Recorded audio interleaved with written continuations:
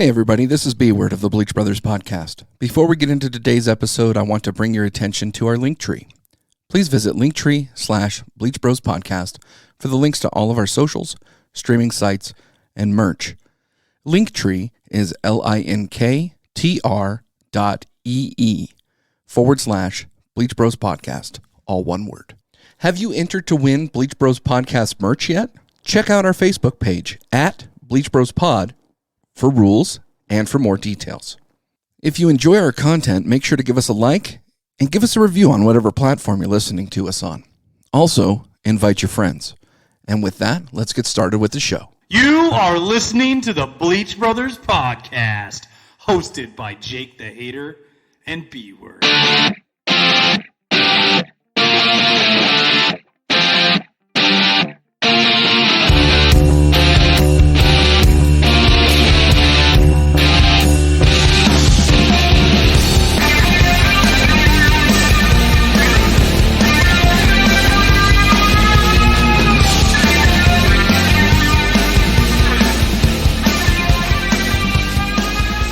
Welcome into the Bleach Bros. It's me actually doing it for once. What's up, B-Word? Oh my God, Jake, you just took that over and you shit the bed. Dude, I almost did the Valley Girl thing. I know. I noticed as I was saying it, I had a huge grin on my face as I was doing it, just thinking, don't fuck this up. You sounded like Real Housewives of Pahrump, Nevada, dude. It was crazy. Oh, dude, the Real Housewives of Pahrump are the best. You know what it qualifies to be a Real Housewife of Pahrump? Have teeth, tattooed eyebrows, fake tits, and all your kids go to this. All you do is talk about your high school, and you actually show up with them, and you might party with them afterwards. So how many dads do you have with the kids? Like, so we just got done recording an episode with dads, right? And there were three dads on there, right? So you had the gnome, the stoned, and the dome. Yep. Or as I call them, the illiterate, the granite, and the midget. I like that. And I can tell who all of those are, by the way. That's the whole point. All right.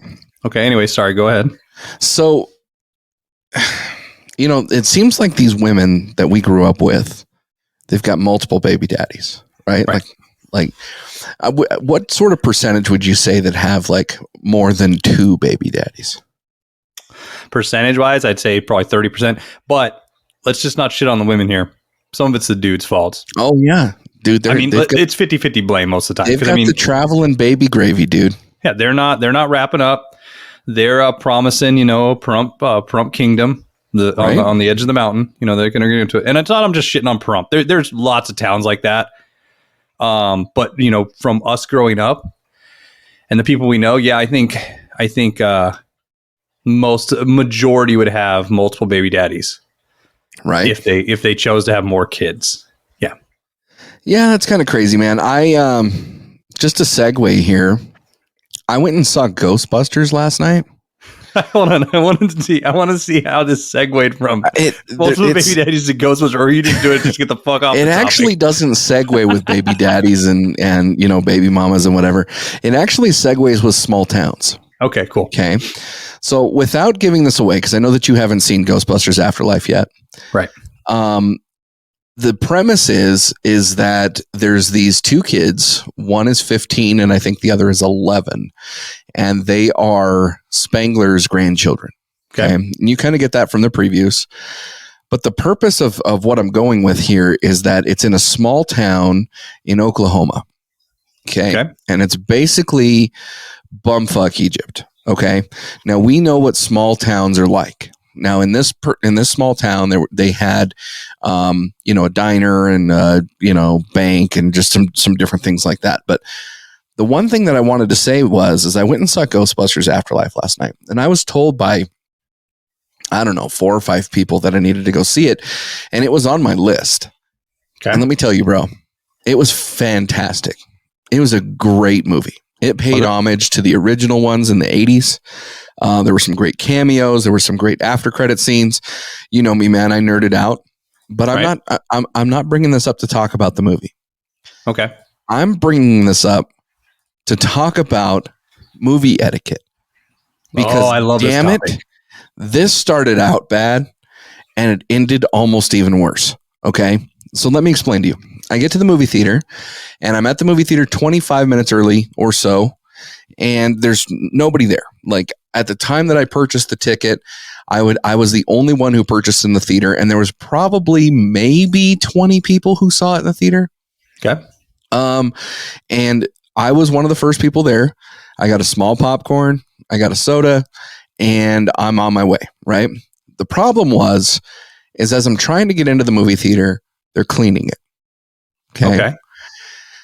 So Joe Schmo McMovie Theater Cleaner comes out and he mouths to himself, "I fucking hate my job." And I see this. Wait, so he doesn't have a mask on? Hold on, I want to know that. No, he had a mask on, but his mask was under his chin, right? Okay. So, but he mouths to himself, "I fucking hate my job." Okay, so I see this, and I kind of feel bad for him because I don't know what kind of shit he just got. And so I'm like, "Hey, man, sorry to interrupt, but is the movie theater, like, can I go in?" And he's like, he puts his mask on at that point, and he goes, "Yeah, you can go in now." I'm like, okay, right? So 2 other movie theater cleaner people come out. They didn't say anything. They're doing whatever. So I get in my seat, and I'm in my regular seat. And I've got my small popcorn, and we've got 7 or 6 minutes left until the movie actually starts. Right now, when you walk into a movie theater right before the movie time, like right before the previews, what's on the screen for you? It's like that chick, that it's the hottie, right? Yeah, the Menounos. Yeah, Maria Menounos. Marina Menounos. Yeah. Yeah. There's a lot of N's I in can't that. pronounce shit. Yeah. Marina Menounos. Menounos. Menounos. And then they do like use your phone and play the game and compete against people in other theaters. And yeah, none of that, bro. So Nothing. it's just dark. Or it's just not dark. It's just the lights are on, but it's just a blank screen. The lights, yeah, it's like a woman from Pahrump, bro. The lights are on, but there ain't nothing going on, right? Right. So how many baby daddies does the theater have? 4 at least. So I sit down in my seat and I'm just kind of waiting, right? And I'm just checking social media at this point and checking to see if there's after credits, so that way I know if I need to stay or whatever else. And so I go in on I go in on the movie, and then 2 people are like 4 seats to my right, and they sit down, and then there's some people that sit behind me, and like the theater's starting to fill in. Mind you, the movie was supposed to start at 9:10 p.m. Okay. It's now 9:27 or 9:17 p.m. And the movie's not even playing. Like Maria Menounos is nowhere to be found. The previews are nowhere to be found. So dude to my right ends up calling the movie theater, and he says, "Hey, we're in theater number whatever. And just so you know, the movie was supposed to start 7 minutes ago." And so what do? They turn the movie on, right? Well, here's where my problem is, bro. You're at a 9 o'clock fucking movie. Like there's nobody that's here. Like nobody at all. There's 20 people in a theater that holds 100 and something. And people are late. They're coming in late. I don't understand to a late movie. And not only are they coming in late, they're talking amongst themselves like, "Hey, where's my seat?" And then they turn on their fucking flashlight to try to find the fucking seat. Yep. And let me tell you, nothing pisses me off more than just sit down, shut up, get your fucking popcorn on, like stop bothering me in my movie. I paid just as much as you did to be here, you stupid cocksucker. Like stop bothering me, right? Right. Well, so then all of a sudden the movie decides, so the movie's the movie's on, okay? But because it's late, it completely skipped all of the previews. That sucks. Every single one. So the movie starts right when the movie's supposed to start. So like you don't see any previews. I didn't get my Spider-Man Far From Home. I didn't get any of this sort of shit. No Way Home. No Way Home. Sorry, No Way Home. Yeah. So I didn't get anything. And I'm just like, you motherfuckers, like you have robbed me of my experience in the movie theater, all because you wanted to wear your mask below your chin and say, "I fucking hate this job." Right? You know, the worst part is that's the type of kid that would show up late to the movies too and walk around and make a noise. Yeah. Yeah. But no, like I swear to Bob, dude, the people who showed up and they were using their cell phone flashlights, and they're whispering amongst themselves. And it's old people too, right? So they're not whispering; they're talking. They think they're whispering because they can't hear anything. They're fucking talking. Right. Dude, it's the worst experience. I know we've talked about movie etiquette before, but have you experienced something like this? I have. I hate. So like my wife, when we first started dating, she used to make fun of me because I get to the movie theater about 30 minutes early, right? Now, mind you, I always reserve my seat. I have my seat. It's not that somebody's going to take it. But I like to sit down, get settled, be prepared, have my snacks, take the piss, do whatever you need to do. Right. But I like the previews. And I used to go to opening nights a lot and stand in line. So it's like, I don't want to deal with that anymore. They've changed the game, right? Right. But I mean, I know on the show I've told the time where I turned around and ruined that shitty Star Wars one for everybody when Luke Skywalker dies. And I just yelled that out to the crowd because everybody was pissing me off. But it's funny, the night you were at the theater, I was watching Tom Segura stand up, and I was watching the exact one where he's talking about the people that bring a baby into a movie theater. Oh, it's terrible.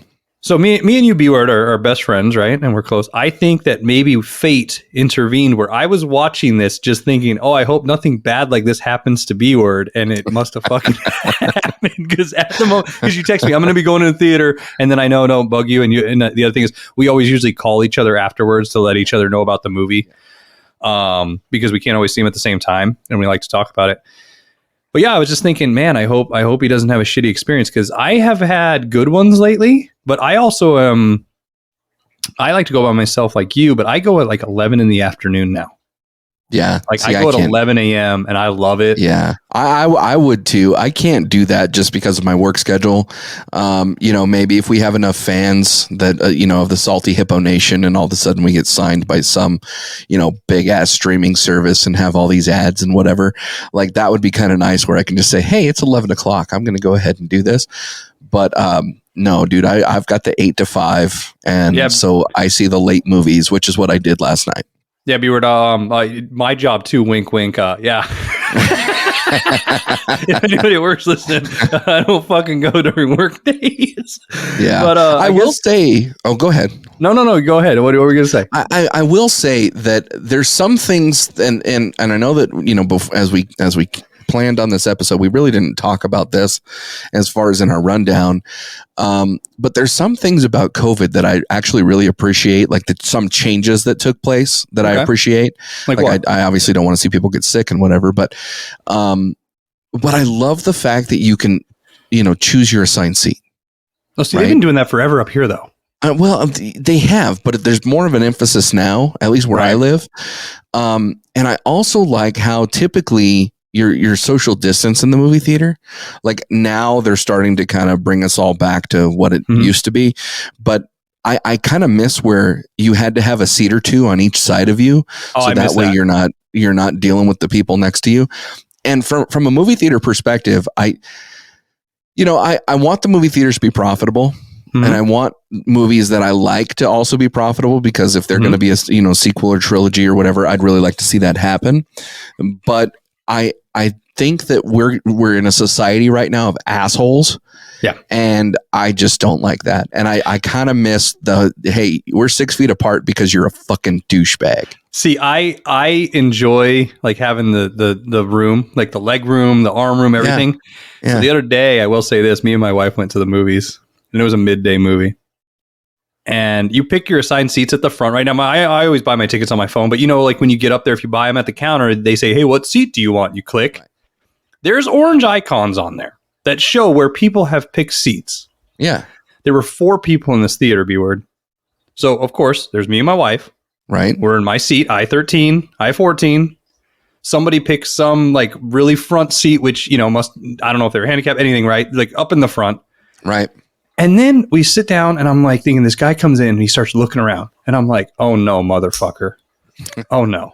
It's like when you're taking a piss and there's 9 urinals and the guy comes right next to you. He literally was 2 seats down from me. Like, there's a whole fucking theater. Like, when you were at the thing, it's not like this place, there was nobody else either. Yeah. Yeah. You chose to be right near an orange dot. You, sir, are a piece of shit. Yeah. And it's not that he bothered me. It's not that, but it's like, why? Why would you do that? No, I completely agree. And that's the thing, man, is that people, so I don't remember what movie I saw, recently, but somebody actually took my seat. Somebody took my seat at the movie theater. Like, I purchased whatever seat it was. They fucking took my seat. Okay. That sucks. So on top of that, like I was late to I was watching Free Guy. Okay. And I was late to the movie because the refreshments took forever because apparently they dropped a bus of kids off for whatever kids movie there was. Okay. And so I ended up being late for the whole thing. And the problem was that some dude took my seat. So rather than like creating a scene, 10 minutes into the movie, like, hey, motherfucker, why'd you take my seat? Like I just sat somewhere else, right? Mm-hmm. I just think people are generally assholes. And when it comes to theater courtesy, like sit where you purchased your seat and like you shut the fuck up. Yeah, you made a good point about assholes because I think there's two kinds of assholes in the world, right? There's the non-common sense asshole, like the one you're talking about, right? That just do things to be an asshole. And then there's the type of assholes like, and I would put myself in this category. Another person we met recently on the show, the Dome, I think is this way. In the sense of where you're just an asshole to teach common sense, right? Right. Like where you go to people and go, what the fuck's wrong with you? People are like, why is he being a jerk and yell at them? I'm yelling at you because you're an idiot. Right. So yes, I will call myself an asshole for that. So those are the two types of assholes in the world. And I'm getting sick that the other one is the growing majority of the sense of, I'm just going to take this guy's seat. I'm not going to say anything. And here's the problem. If you went up to him, you'd get two reactions. You get the, what? What are you, I'm in the wrong seat? Or, I don't care. Right. Lately, I've been getting a lot more of the I don't cares from people. And it's usually the younger generation. And I want to just kick them right in the dick. Right. No, I'm with you, man. I think that people, I don't know. I don't know that there's a solution for this other than like you hang people up by their testicles when it happens, assuming that they have testicles. Which if they don't have testicles, then you hang them up by their breasticles and then we're good to go. Assuming that they have breasticles. So a boobie or a scroty? Yeah, it's like it's either a chode or a kazif, right? Oh, the kazif. It's a chode on a dude or a kazif on a woman. And if you miss the episode as to why it's called a kazif, it's because if it wasn't there, all of her insides would fall out. So anyway, man, that was it. But I encourage you. I know that your wife's like a huge fan of Ghostbusters. I encourage you to watch it. Okay. I thought it was really good. For fans out there, if you haven't watched it, make sure to go watch it. If you get an asshole in the movie theater, bitch slap him twice for me with a pretzel and call it good. Yeah. So you brought up another good point I wanted to say. If we got big enough and we would had ads, I would propose one thing, B-word. If we ever became that big with the podcast, right? I would hope that we would live closer. Yes. To actually be in studio together. Because I know we joke that we would not want to sit next to it, but I would really enjoy it. I think it'd be fun. I enjoy the video thing. And that's a thing about COVID. I think that the reason I'm on that is because what you were saying, change with COVID. I enjoy that for work, like a lot more working from home, meetings, stuff like that. People have realized you can accomplish more in a comfortable space. Right. Than in a cubicle all damn day, right? Final point on that, ads. Do we have one tonight? We do. And let's go ahead and play it. Bleach Bros Podcast is excited to introduce a new everlasting segment called The Everlasting Bookshelf. This segment is brought to you by How to See a Man About a Dog, collected writings by Samuel Knox, published by FoxHound. The book is a collection of short stories, powerful poems, and pulp fiction prose that will take you on a wild, hilarious, and heartbreaking journey. How to See a Man About a Dog, collected writings, is a kaleidoscopic collage made of equal parts delight and despair. Internationally selling author Samuel Knox blends sci-fi, horror, fantasy, and nonfiction into a single enrapturing vision of what it means to be a human in the modern age. Knox's book is highly rated and a must-buy on Amazon. Make sure to order your book either free on Kindle with an Amazon membership or $9.99 in paperback. Order yours today. And a special thanks to FoxHound for sponsoring this episode and this segment called The Everlasting Bookshelf. So, Jake, we've had a very successful Everlasting series so far, and we've done the Everlasting Jukebox, and we've done it with our guests. We've had feedback from our listeners. It's really turned out to be a fun and successful thing. One of the things that I think is just pretty genius about it is it's very subjective. So it's the person's opinion, and there's really nobody who can argue with it, right? And their opinion might be stupid, it might be great, but now we're introducing the Everlasting Bookshelf. And so you want to go ahead and introduce that? Yeah, I mean, essentially, it's going to be the same idea. If you had a bookshelf or books that you love that you would put up there forever.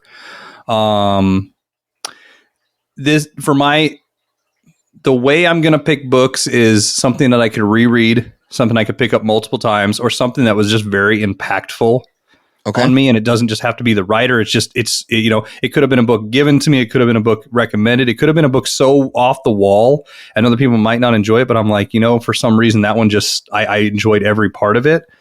I'm pretty sure you're going to have the same type of criteria. Am I wrong for this? No, I think you're correct. For me, it's books that I've read at least twice. Okay. And books that maybe I didn't appreciate in school or in college, but I really learned to appreciate them now. Or books that I felt gave me good life advice. Okay. So that's kind of my criteria. I know both of us have picked out our top 5 books. Mm-hmm. But if you can, man, I think you have a couple honorable mentions, don't you? I do. So, and I wanted to joke that our listeners, yes, we do read quite a bit too. I mean, if when we actually go to video, you'll see I have 2 giant bookshelves behind me in the video. And there is a lot of books on there, but my first honorable mention is going to be real quick. Mm-hmm. Real quick, before you actually explain it, what is it? Who's the author? And why is it an honorable mention? Bullies by Ben Shapiro. Oh, that was a good one. I like the book. It does not necessarily mean, that I only stand with his views. Right. But I think he's a very good writer. Yeah. I think he's very well spoken. There are times I think he speaks too fast and he comes across like the guy that wants to be the smartest guy in the room and prove it. Mm-hmm. And you're looking at him going, you don't need to use big words because we know me with big words on this show. They don't come out of my mouth at all. Maria Menounos. But I really enjoyed the book. It was very poignant with the sense of displaying one political side view. I will say that it's very biased to one side, and that's fine. I mean, that's going into it reading. I'll read both sides of the aisle. And so that book I've read multiple times, and I don't really get. It's not one of those I get a ton out of it each time I read it. It's more just a reiteration, I think, and I think that's why it's an honorable mention. The second one is Shantaram. Oh, I've not read that. So Shantaram's by Gregory David Roberts. And I feel bad. We have a listener, my buddy Robo. He owns a Goomba. He actually reached out to us. I sent you a message of what he was listening to the Thanksgiving episode. He's in Vegas right now. He loaned me this book, so I still have it on my bookshelf. I probably should give it back. I've had it about 5 years. And it's essentially about a guy in prison, and it's a huge, long book and him escaping. And it was one of those, I never think I would have ever picked it up. And it is because, judging it by the cover, wouldn't have picked it up, and to the story. But he was reading it at work, and I remember one time he's like, Jake, you got to read this book. And we would trade books every now and then. It was one of those. And so probably wasn't one of my favorite reads ever in the top 5, but there was a lot behind it that I really enjoyed. And I think it was also because somebody pointed it out to me and showed me a side of something that I never thought I would have read. Okay. So that's my second honorable mention. Do you have any? Yeah, I've got 2 honorable mentions as well. Both of these are kind of mainstream. Okay. I've got Ready Player One by Ernest Cline. It's a great on the book. list. I know we'll get into this type of subject here in a little bit, but I thought that the book was so much better than the movie. But I love the book. I think for me, the book was so I love fantasy. I think you love fantasy too. I do. But this one kind of gave us that dystopian future fantasy, all of the pop culture references, with just an excellent storyline. And I thought that was really good. When I first read the book, I fell in love with it. I've read it 2 or 3 times now. But that one for me was an honorable mention just because it didn't make my top 5, but I love the way it made me feel. I love the storyline. It was just great. The second one's going to actually go back to my elementary school days, bro. Oh God, you're picking Dr. Seuss or something. No, it's not Dr. Seuss, and I'm sure you've read this, but it's either like 5th grade or 6th grade, somewhere in there. Sideways Stories from Wayside School. Oh, I loved that. You remember that one? I do. So that one's by Louis Sakar, or Sakar, however you pronounce that. And I just remember that there were chapters of vignettes about each student within the class that created an overarching storyline. Right. And for me, the reason why this one was so impactful is because the teacher, and I don't remember what teacher it was, so forgive me for that, but the teacher who we were reading it in our English class would have us act it out, or would have us become almost like we'd have to read it almost like a monologue, or show the emotion when we read it. And so for me, that was one of the ones that had a lot of comedy to it. It had a lot of age appropriate behavior in it, and also was just a really fun read. And so for that reason, Sideways Stories from Wayside School, it makes my honorable mentions. Those are good. I like that. That made me think of a whole new idea of like childhood books. Those are none that on my list. They're all books from my adulthood. Yeah. And so that's enjoyable to hear that, because now I'm going back thinking, oh shit, I could have named all these books that I just loved reading as a kid. Yeah. I wanted to be, the other thing that I did with the books is, so my top 5 are basically all adult themed books. Right.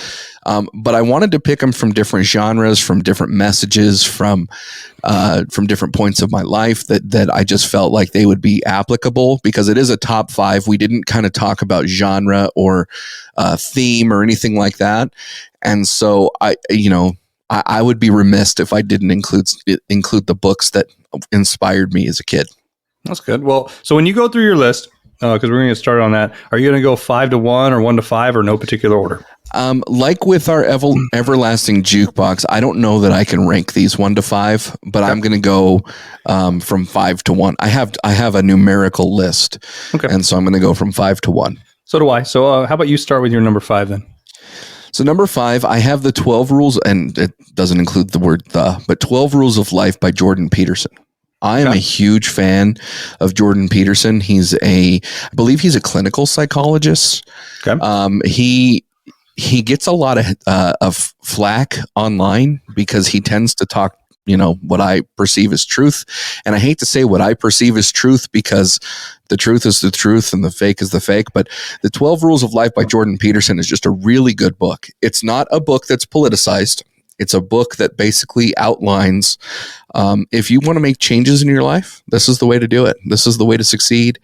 This is the way to move forward. And I think that Jordan Peterson does a great job of writing it in a manner that's digestible to the reader, but also influential in as far as getting the reader to move forward with some of the things that they want to do goal-wise. So okay. I really like that book.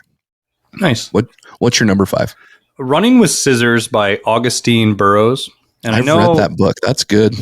That's not his. I know he changed his name, and I know that book's about like his messed up adolescent years. It is a messed up book. You could attest to that, right, B-Word? Mm-hmm. So it's essentially him talking about his family and his legal guardians, and him growing up. I think it's from like age 11 or 12 up, and like the trials and tribulations that you usually go through in that age, but also with some fucked upness behind it.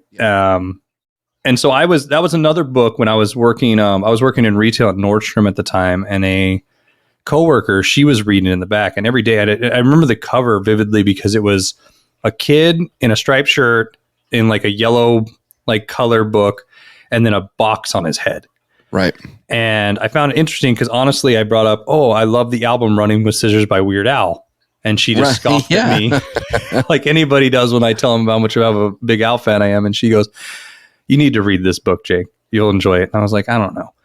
And so she bought me a copy, and then I sat down and read it, and I thoroughly enjoyed it. I thoroughly enjoyed, not realization that everybody else has messed up life, like parts of it, right? But it's another one where I think he writes very well, and the story is told in a very good way where it's not drawn out too much. It's to the point, but it's very well enveloped where you can imagine it and be put in that situation. So that's my number 5. Okay. So full disclosure, my number 4, I actually saw the movie before I read the book. Okay. Just because at the time that the movie came out and at the time that the book came out, they just didn't match up with my adolescence or my adulthood. But I love the author, John Grisham. Okay. He's written a number of good books, The Client, The Firm, and several books that have turned into movies, pretty good mainstream movies. Like this book, it also turned into a really good mainstream movie. But this book's called A Time to Kill. Okay. And this one, I was fascinated by the book itself, by the movie itself, and it drew me to say, okay, I want to read the book now. And it was one of the first movies that had me thinking I want to read the book.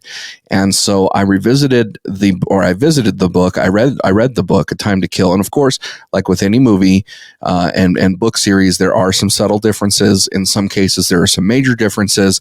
But I felt like this one, the story remained true throughout the novel. Very easy to read. There was nothing that really stood out as far as something between the book and the movie that was just completely arrogantly, left out. But what I liked is that I felt that the novel allowed me to feel more emotion around the storyline, even though the movie had plenty of emotion in it.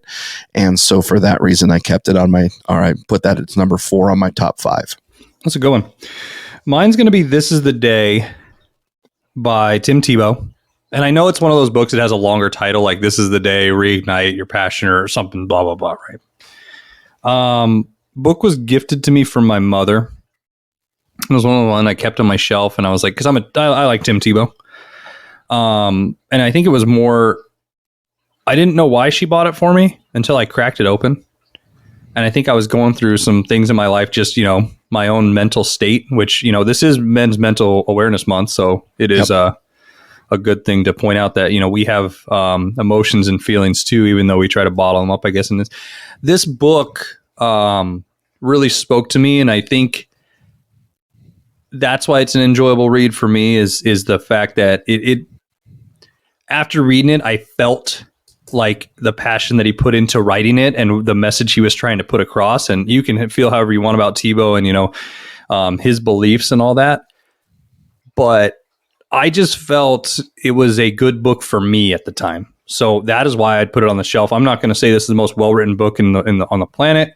It has high reviews. And I don't always believe those either, because I think people are just going to review if they're a fan of him. But I enjoyed the book, so I put it there. That was a great gift that I received. It took me a while to crack it open. Once I did, I got through it pretty fast. So it's an easy read, but I liked that book.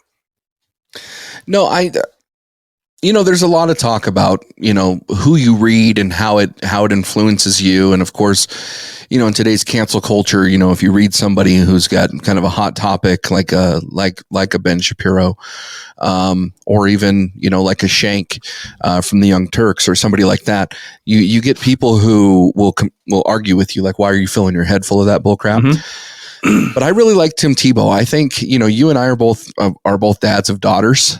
And the way that he just completely respects women and respects himself and that sort of stuff, regardless of his beliefs, you agree with them or you don't. I think that he is an example of somebody who you'd want your daughter to meet. You know what I mean? And so I think that that's a really good book there. So my number 3, this book fucked me up, dude.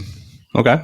This one I've read 3 times. I thought about reading it here at the end of the summer, getting through it right before Halloween. Mm-hmm. And I didn't have the balls, dude. I did not have the cojones to pick this one up again. Okay. Okay. One of my favorite films when it comes to horror is Stephen King's It. Yes. Okay. And for a number of reasons. Right. The book is incredible. Now it's really fucking weird, dude. It's sci-fi. It's a sci-fi book. Yeah. It's sci-fi, but it's like, Stephen King wasn't all there when he wrote it. Okay. I mean, there were things that happened with all of these kids, like the orgy at the end and, the tortoises and like it's not a lot of shit. Turtle in space. Yeah. Sorry. Yeah. Turtle in space. But there's a lot of shit in the book that doesn't quite make the movie. And I completely understand why. Okay. Okay. But, the book freaked me out. Okay. Now I read this book the first time when I was in high school. I read it after I figured out that the fucking clown died. And I was happy to hear that the clown died. But I like Stephen King as an author. I think he's just, he's pretty innovative when it comes to ideas and thought processes. And I also love that he kind of creates his own little world there in Maine, and everything kind of ties together in some way, shape, or form between the major story arcs that he has. But Stephen King's It will always be the horror film or the horror book that screwed me up. And it's probably the reason why I am who I am today. But it was a really good book, very influential on me. I thought that the writing on it, the writing in the book was really good. Very easy to read, as long as you can not get freaked out by it. So I like Stephen King's It. See, if I was going to get into sci-fi horror, H.P. Lovecraft would be above Stephen King for me, because I read that book for the first time, I think 3 years ago. And when I did, I mean, it's a daunting task. What is it? 1,080 pages or something like that. It's a big fucking book. And the funny thing was, as I was reading it, I kept going back and finding out why he wrote it the way he did, and some stories on that. So I was reading about the book I was reading at the same time. And I think maybe that's why maybe I don't enjoy it as much. I like the book, but maybe I don't enjoy it as much as you, because I was not picking it apart, but I was trying to get an understanding of why he was going about. And I mean, essentially, he wrote the book because he wanted to write a book about everything that he's ever written about and combine every fear and thought and monster ever. And that's why it's so, it feels like one of those things he's writing and writing and writing and writing and doesn't know how to take it to the next step. So it's good. It has messed up parts. It's different. I enjoy sci-fi books, so I don't mind, but I wouldn't put it in my top. I understand why you do, and maybe it's because I read it a lot later. If I would have read it when I was younger, I might enjoy it more. Right. But no, it's a decent book. I would agree that part. My next one is going to be by one of my favorite authors of all time, and that's Chuck Palahniuk, writer of Fight Club. Yep. But the book by him is Choke. And I don't know if you've ever read this book. I've not read Choke. I have read Fight Club, though. Okay. So Choke is essentially about a sex addict con man named Victor. And just like all Chuck Paul, in my opinion, all Chuck Palahniuk's writing,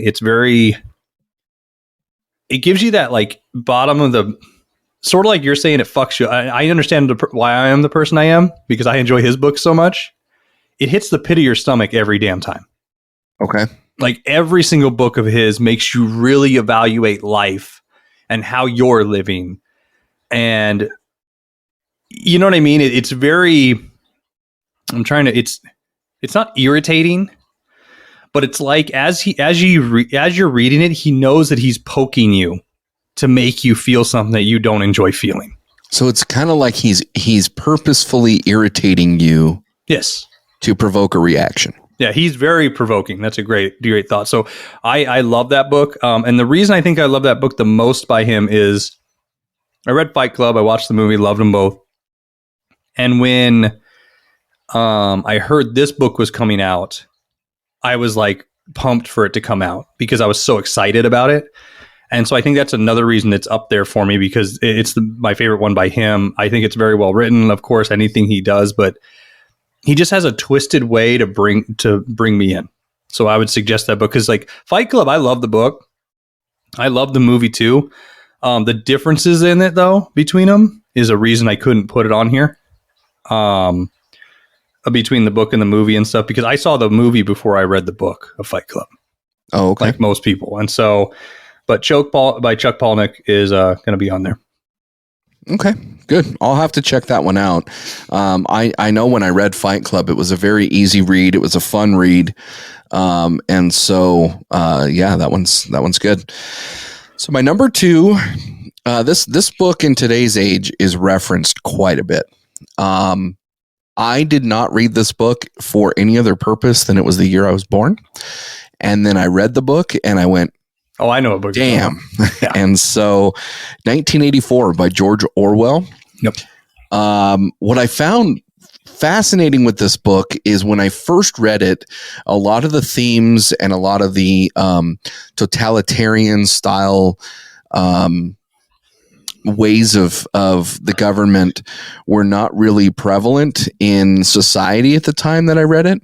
Right. And then as we continue to move forward, like in today's society with surveillance and, Big Brother and all that sort of stuff, of course, 1984 gets referenced quite a bit.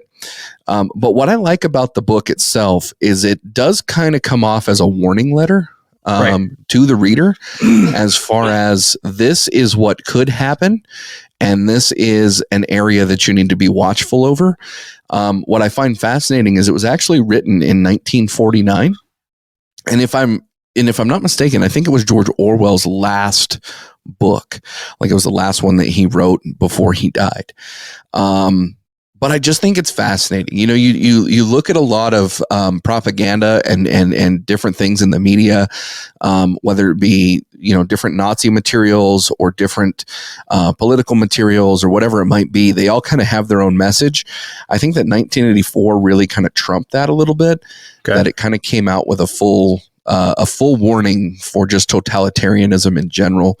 I think it's a good read for anybody who wants to read it. I've only read it 3 times. Each time I read it, though, I got something new out of it, which I thought was kind of cool. So I've read that one on twice, my top 5. And I'd agree with you. I read that twice, and I get something new out of it. That's a good pick, and now I'm disappointed in myself for not having that on my list. That's a damn good book, because I feel like the next 2 books I'm going to name, and as we said, this is subjective, but they'll explain me very much. Okay. So the next one I have is I Hope They Serve Beer in Hell by Tucker Max. I love that one. By the way, terrible movie, but I love the book. God awful movie where you could tell it was a fresh, young, blog famous writer who decided I'm going to write a movie. It'd be like if me, you, and all our friends in high school or college wrote a movie. Yeah. I thought it was going to be the greatest thing. Yeah. And then when we realized, we have to have scenes where there's actually dialogue. You just go, well, just have them talk like us. Like, hey, asshole, how you doing? Oh, I'm good. There's lube. Like, you know what I mean? Yeah. Yeah. Badly done. Stupid. Love the book, though, just because it's one of my favorite bathroom reads. Yeah. And that's why it's one of those you could sit and read that whole thing through. I wouldn't advise it. And I understand why the book is written the way it is. I mean, it's based on his blog post that got famous, and he made a book, and then he made 4 more. I mean, I have on my bookshelf 2 of them. I have Assholes Finish First, and I Hope They Serve Beer in Hell. I'm only picking I Hope They Serve Beer in Hell because the first one is enjoyable. I went to the book signing for Assholes Finish First, though, and it was in Portland, which I don't know how he even made it to the city. I was walking into the bookstore, and as I was walking in, there was a protest outside against him. Yeah. And the woman asked me why I was going in, and mind you, I'm a Bleach bro. I probably sort of look like a bro. So imagine they were yelling at me, and I just gave him the finger and said, yep, can't wait to go in and meet him. And I sat, and he's actually a very well-spoken guy. It was one of those moments where he gave a speech about being sued by the girl at the end of the book where, with the one story where he's talking in the movie too, where he's talking about the super lube when he's going to do anal with her.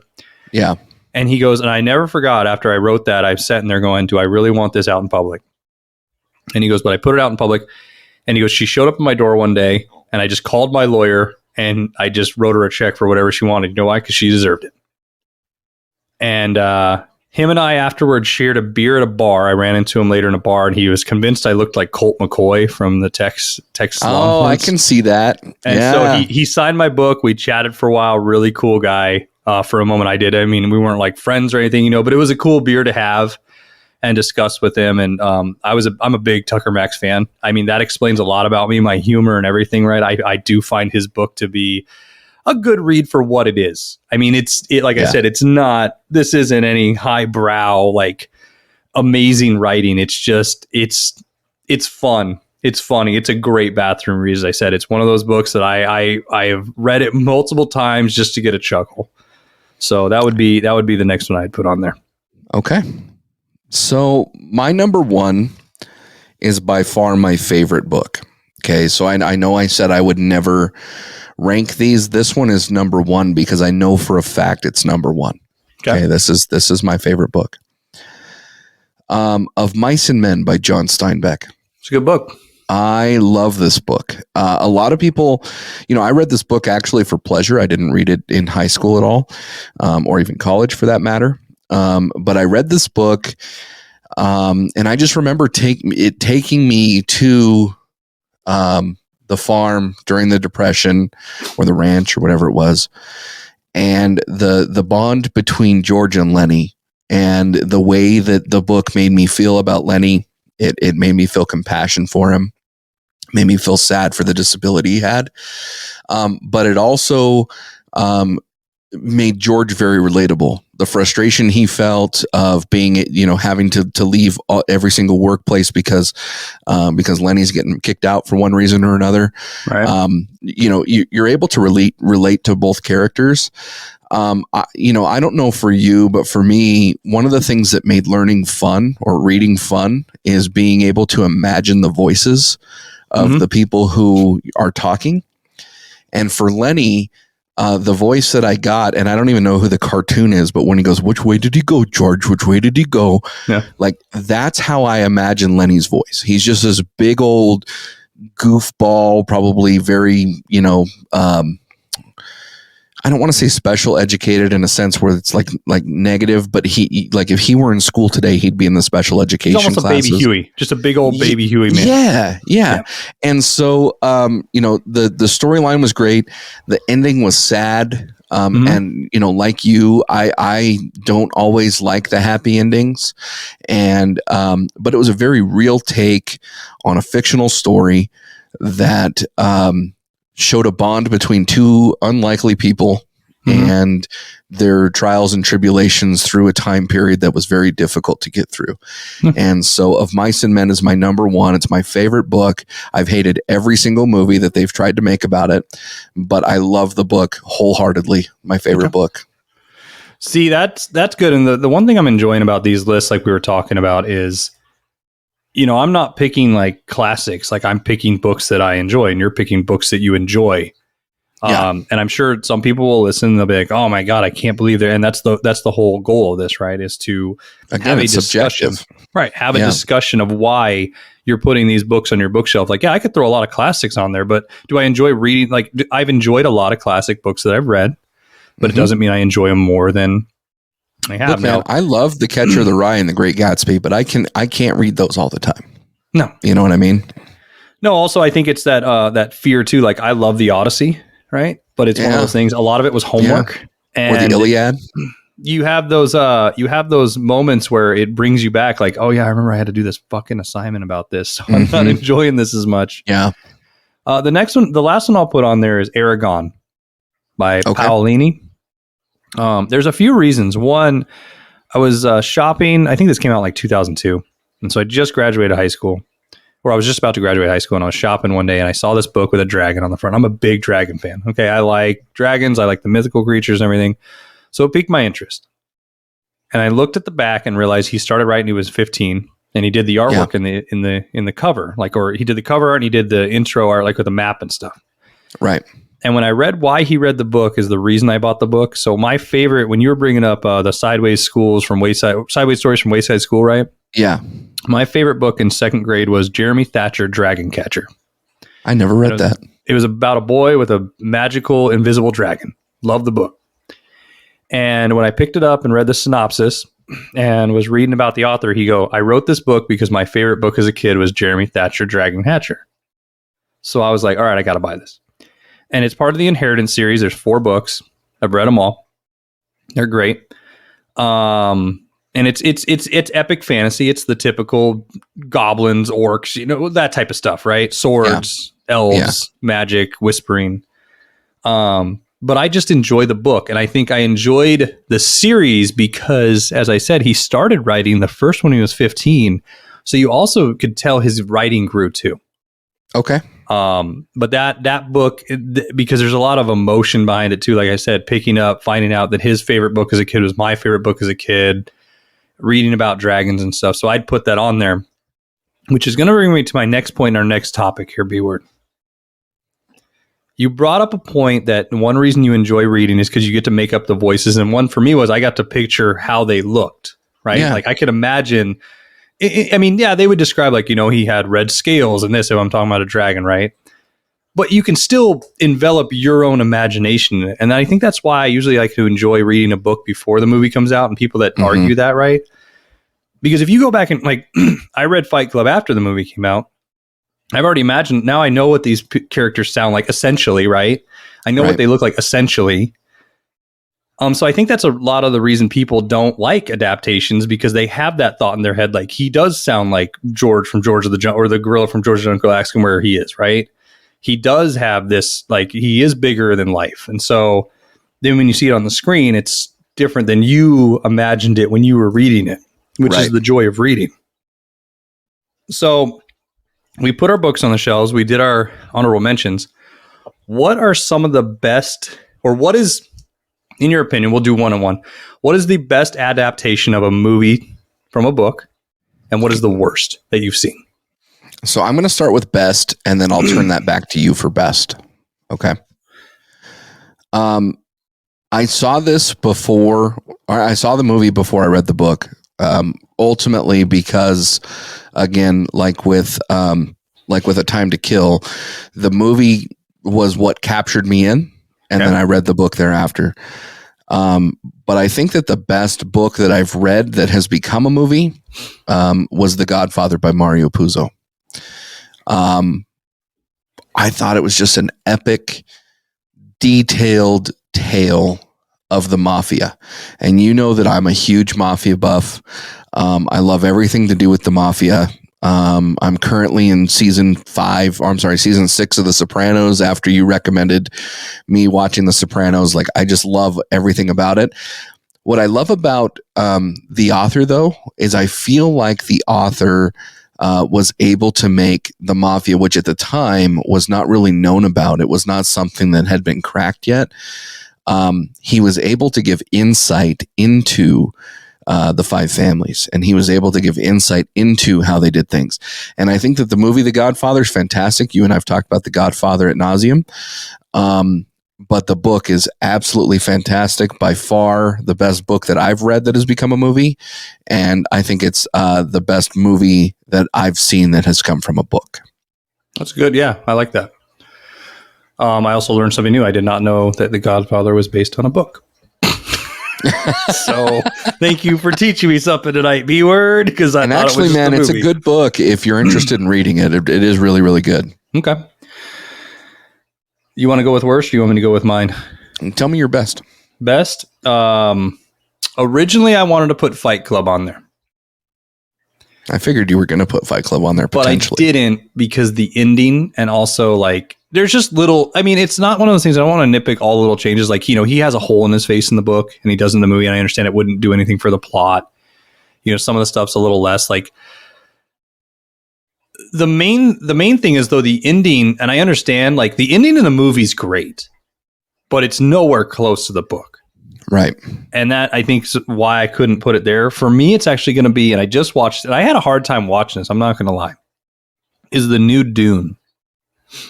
Did you like it? For what it is, yeah. Okay. So, because I've only read 1 out of the 6 books. Okay. And I'm not saying this is the perfect adaptation, but for a book like that to come this for what they did for this movie and how well they did it and how they're going to do these parts, I think for me, it's a great adaptation because the scale of what they're trying to pull off. It's a beautiful movie. It's long, it's drawn out, but to me, the book is long and drawn out, and it's a vast improvement from the 80s film. So, did I think it was the greatest movie ever? No. Did I have a hard time watching it? Yeah. I mean, I like slow things, but if you're going to go from page to film, in my opinion right now, yeah, I'd put that one up there. Okay. I was struggling with best movie because there's a few of them. So best book to movie. There's a couple that I've read. Like I read The Color Purple in high school, and the movie The Color Purple was really good. I thought that was the same. I thought that was a good adaptation. Same thing with Fried Green Tomatoes. I love the movie Fried Green Tomatoes. The book was really well as well. But I'm going to go into the worst movie created from a book. So you remember when we were teenagers, I think it was when we were teenagers, the book, The Da Vinci Code came out. Yeah. And there was like a big craze on the Da Vinci Code and like, is it real? Is it not real? Like religious scholars were coming out and basically lambasting the book because it's, heresy and all this sort of stuff. Right. Right. I thought it was a really very interesting book. I really enjoyed reading it, regardless of if it's heresy or if it's, whatever it is. It's a god awful movie, dude. Yeah. It is an absolute god awful movie. One of Tom Hanks' worst movies, in my opinion. Okay. And he has a handful of bad movies. And we'll get into, our rankings of his movies another time. But I just thought that the series was piss poor. And I think the only reason why it was made into a movie is because of the amount of attention that was on the book and not necessarily because it was a great movie. But I do, and I know that we didn't talk about this, but I do have an honorable mention of good book into bad movie. Okay.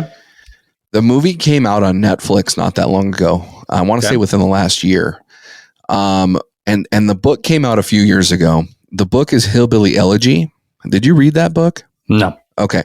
So Hillbilly Elegy more or less talks about this family that grows up in the Ohio, Tennessee area, and they're hillbillies, but they're it talks about how their family just doesn't really progress over time as far as getting out of poverty and changing some things. And the book covers why they vote. So the book does get political. It kind of talks about that Rust Belt and why they voted for Trump. But it gives the perspective of the people from that area. But the main character, the person who actually wrote the book, went to change his life. He went into the military, went in to change his life, the whole works. And the book was done very well in a sense where it was more of a homage or a paid tribute. However, the movie was friggin' terrible. Like it had the potential to be really good. I just think that the movie was trying to avoid a lot of the political undertones. I thought some of the acting was really good in the movie, but it was just really hard to stay into the movie. So that was my honorable mention for bad movie. I guess since you did one, I can do one. Because as we were doing this, I started thinking about things. And The Cat in the Hat with Mike Myers. Yeah. I remember my ex in college, Jenny, wanted to go see it, and I walked out. I was so pissed. Yeah.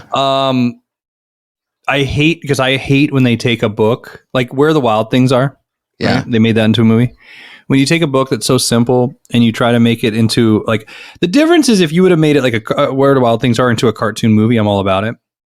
And I was excited for that. And I'm not trying to get off on the Where the Wild Things Are. I'll get back to why the Cat in the Hat shit in a second. But when Where the Wild Things Are was coming out, they promised they were going to come out with an adult version, like dark fantasy novel.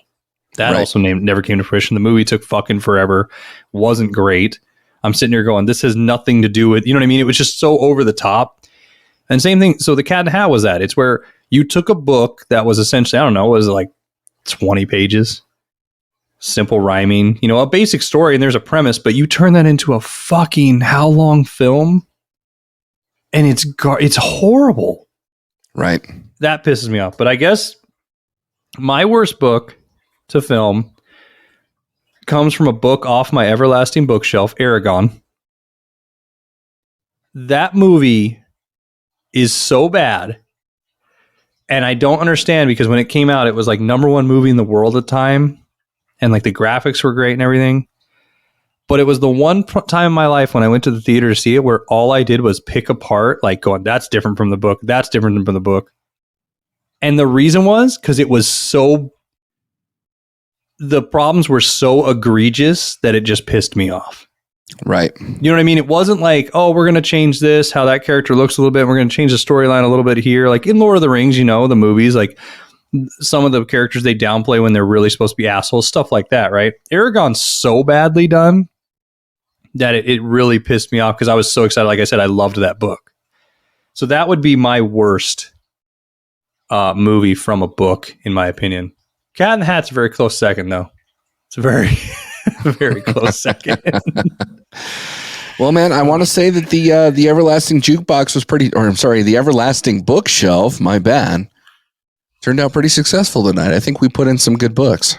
Yeah, thank you from FoxHound again for helping us with this. And no, I had a lot of fun putting them on there. I know there'll be future iterations of this as well. Yeah, with new topics, new categories, stuff like that. But Beaver, this was a lot of fun. I think it opened our listeners' eyes too that we actually are a little bit educated. I can't say no, but you know. Yeah, Minunos. So again, for those people who are listening, who are interested in our sponsor, they're FoxHound. The author is Samuel Knox. The book is How to See a Man About a Dog, and collected writings. Make sure to check it out on Amazon. If you have a Kindle and you have a Kindle subscription, make sure to download it. It is actually a good book. I'm about halfway through. And then once I'm done, Jake, I'll send it up your way so that way you can read it and go from there. Thank you. All right. And with that, what do you got for me? Thanks for all the dirty talk, and come back and get sanitized.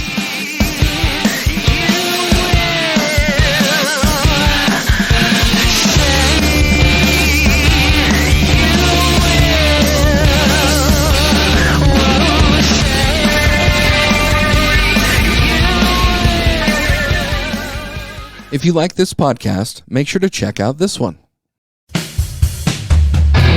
So 2021 is upon us, and instead of flying cars and monkey robot butlers, we have a pandemic. We have media and making every little annoying twit of a child think they're going to be the next famous celebrity because they did some stupid trend they've seen somebody else doing 9 million times.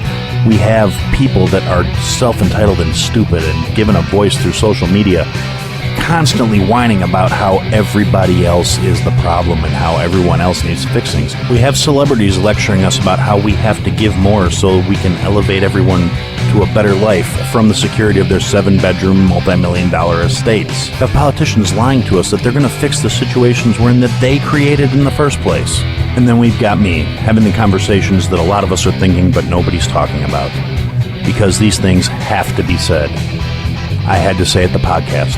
Available wherever you get your podcast fix or at www.ihadtosayitpodcast.com. Why don't you come listen to what I've got to say?